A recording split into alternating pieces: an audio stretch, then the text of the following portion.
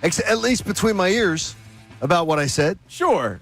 Phillies had been playing better baseball, and dropping a series is going to happen. They're not going to win every single series the rest of the way, but they did officially lose the series to the Reds last night, losing 8-0. So they dropped 2 of 3 in Cincinnati, the home of Kyle Schwarber, apparently.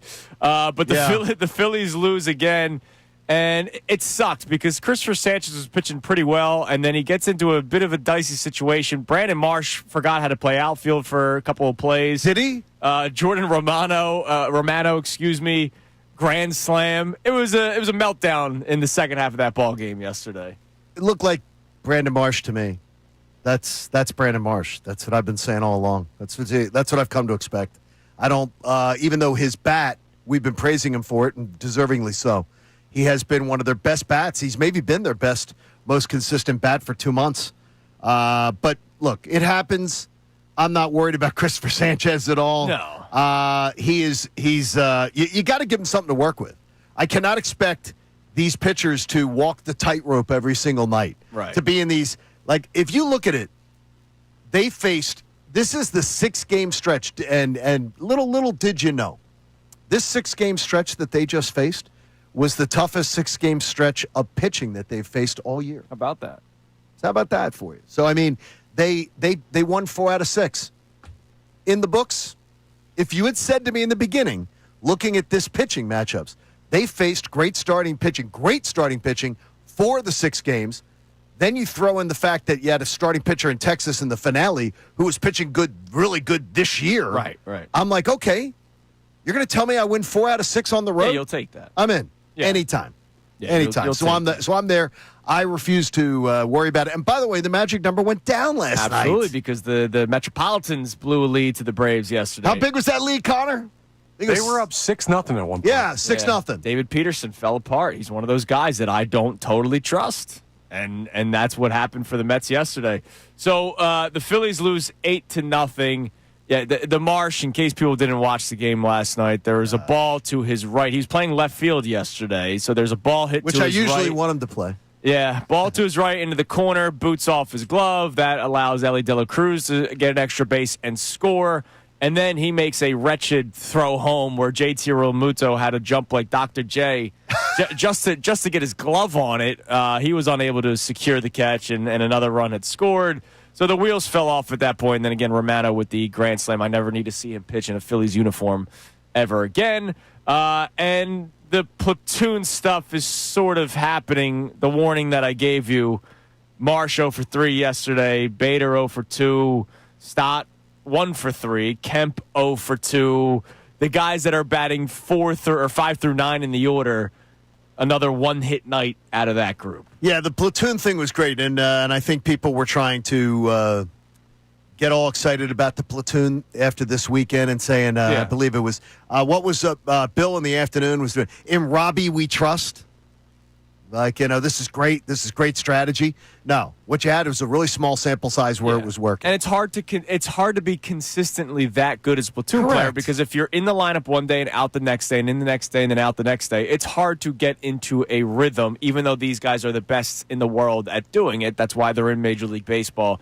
But, tough series for the Phillies, dropping 2 of 3 against the Reds. We'll talk more about the Phillies as the show goes on, but I want to have a day where we focus on Jalen Hurts a little bit, Johnny, because there was some great moments yesterday from Hurts himself, from people talking about Jalen Hurts, and it all still comes off of the potential disrespect from people across the National Football League, inside the league, and obviously those who cover it when it comes to these rankings and tiers and all that kind of stuff.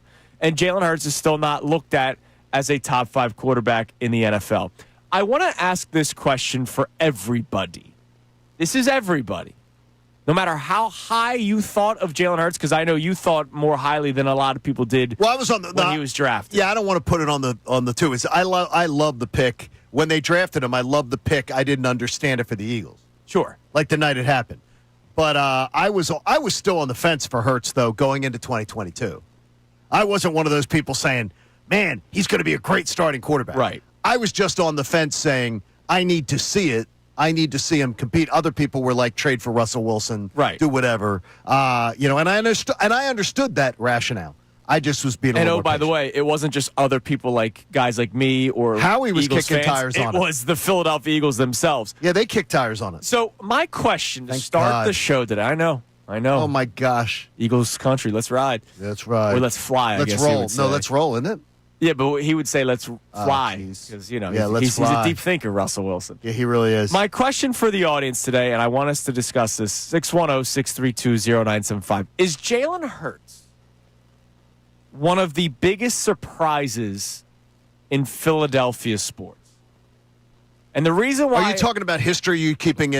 Are you keeping it close to the vest I'll like right now? try to keep it close, but we can go history. Like, I'm sure there's a guy that was an undrafted free agent that played good football or was a surprise baseball player, right? Like, I get that. But think about everything that has unfolded with Jalen Hurts. Beginning on draft day, where there was a lot of upset fans that he was selected in the second round, I being one of them. It wasn't anything really against him, the player. It was, wait, this Eagles team has like 8 holes, and you're drafting a backup quarterback. Because that's what he was at the time, right? He was supposed to be the QB insurance factory, policy. Right, the quarterback factory.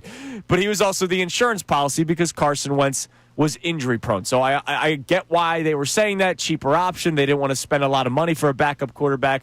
But they had so many holes that they needed to fill. There was a lot of confusion and angry Eagles fans when he was drafted in the second round of that draft. Then there was the doubt after year one of the starter. And not just doubt from fans, doubt from the Eagles front office. Well, he only had 4 games to start, though. No, the first full season. Oh, you mean the first full season? Yep. When they wanted to either trade for Russell Wilson, as we talked about, they kicked the tires on Aaron Rodgers. They wanted to trade up for Zach Wilson. Thank God that didn't happen either. The Jets were not willing to budge out of that second overall pick. And supposedly that was what they were closest to doing. Right. That was the one that was, of all of them, because Russell Wilson never wanted to come here, right? Right. So the Eagles themselves were questioning Jalen Hurts and thinking about the next step. And then 2022 happens. And that changes everything. But then 2023 happens. And then people started questioning again. And then the first 4 weeks of 2024 happens, where the linemen have to go to Nick Sirianni and say, yo, dude, we got to run the football more. And some of it may have been because of the turnover issues that Jalen Hurts had at the end of 23 and the beginning of 2024. There's been times where he has been overlooked nationally, as we know, still to this day, despite being your Super Bowl MVP. Is Jalen Hurts one of the biggest surprises in Philadelphia sports, John? I think it's impossible not to say that he is. And he continues to be. Yes. Because what I'll never get past with Jalen is that in his college football playoff appearances, he didn't play his best games. Right. I would argue that his 3 best games he has played as a professional quarterback are the 2 Super Bowls and last year's NFC title game. Right. And to me, I would challenge you to say that there's any quarterback we could ever talk about in history that has done that. Sure. Biggest stage, best games ever played. And Nick Foles. So to me, yeah, Nick Foles, yeah. I'm not going on that one with Nick Foles. No, I don't think I'm wrong, except for the 7 touchdowns against the Raiders. Exactly. I might be right there. Exactly. I mean, it's a you're talking about a fill-in guy, and you're talking about the guy. I know. So is Jalen Hurts one of the biggest surprises in Philadelphia sports? And I want you to be honest with us, because I know there are a lot of people, John, that will come out today and say, I always believed. I don't think that you always believed like this, where we now have a sense of confidence that this guy can lead the Eagles to the Super Bowl year in and year out, no matter how it looks. 2022, he did it with his arm. Last year, they rode the legs of Saquon Barkley, and then he threw them to wins in the NFC Championship game in the Super Bowl. So answer that question for us at 610-632-0975. Now, coming up next, Nick Sirianni. He may have been the coach every year Jalen Hurts was the full-time starter, but he wasn't the coach when Hurts was drafted. Hear from Doug Peterson on his obsession of Jalen Hurts. It's Kincade and Salciunas, 97.5 The Fanatic.